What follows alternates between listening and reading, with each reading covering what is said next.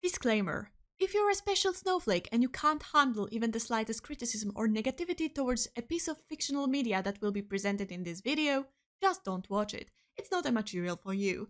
Thank you for your attention. Pretty Pretty Please, I Don't Want to Be a Magical Girl pilot is a great project. And now you're thinking if you got clickbaited, don't you? I promise you were not. Well, at least not entirely. But before I go to the point of tackling the main topic, I decided to compliment this project for a little bit so you won't think I'm some nitpicky, pretentious goober. Besides, against popular belief, I love seeing creative projects made by passionate people become successful, so it's not like I only see negatives. One thing that definitely caused the success of Pretty Pretty Please were the visuals. Just one look into the designs of main characters made most people intrigued, especially those that love watching anime and cartoons. I have to say, I am in love with those designs. They are simple, but within the simplicity, there is a special charm. Through the visuals, we can already guess what kind of personality those characters have, so it's clear that they have been created with great care. The only thing that surprised me at first was the age of the two main girls. I thought they were like 13 at most, but once it was announced they were in high school, I was only a bit confused, but in the end just accepted it and moved on. I'd say the paneling and pacing are pretty great. I didn't have any moments in which I was confused about what was happening on screen, but then again, Miss Kiana works under Disney, so I'm not even surprised about the high quality of those elements. But considering you clicked on this video because of the title, you probably wonder why I think the pilot of Pretty Pretty Please is overhyped. The writing. It's the writing. The writing is too weak for me to be able to understand the amount of hype. The dialogues are the issue, or to be more specific, it's all about the jokes and how they don't work well. And I know what some of you may think right now. Oh, Aikeji, maybe you're just not part of the target audience.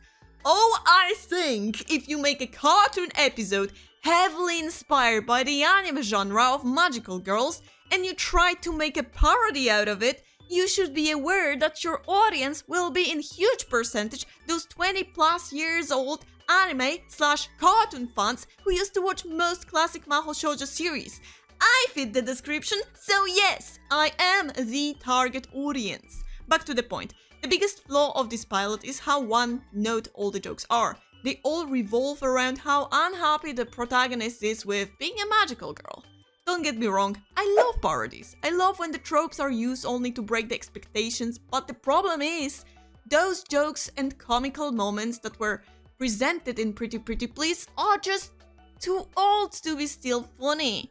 For so many years, people made a lot of content around making fun of how cliché magical girls are, so I have heard and seen them way too often at this point.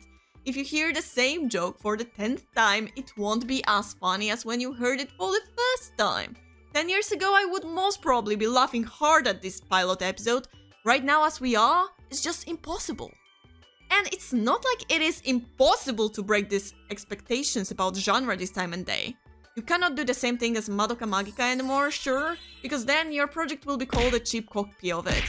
But on the other hand, a show like Mahou Shoujo ni Kogarete became quite popular for a reason.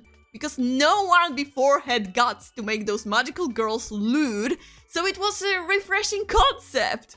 Besides, within the pilot there was one moment that was very original, or at least I personally haven't seen it being used anywhere before, which was reverse transformation. Instead of making the sequence of turning into a magical girl the long transition, it was the return to your usual girl animation that the focus was put on. Genuinely, my favorite part of this 11-minute long episode. Close the case. Kiana Mai has an amazing creative mind, so I definitely want to see more projects coming out from her.